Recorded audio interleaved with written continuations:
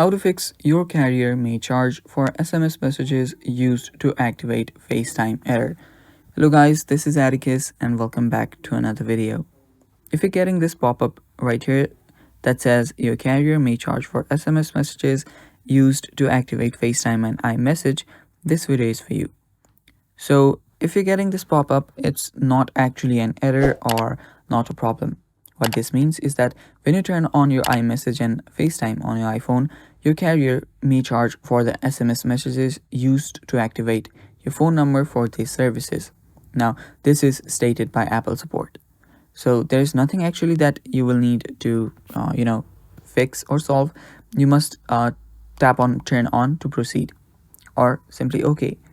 So why this happens is when iMessage and FaceTime use one-time SMS message to verify your phone number with Apple services. So it will use the SMS message that is from your carrier, that is from your mobile number. And this cost of the SMS varies from specific plans. So it can depend on which SMS service you are using.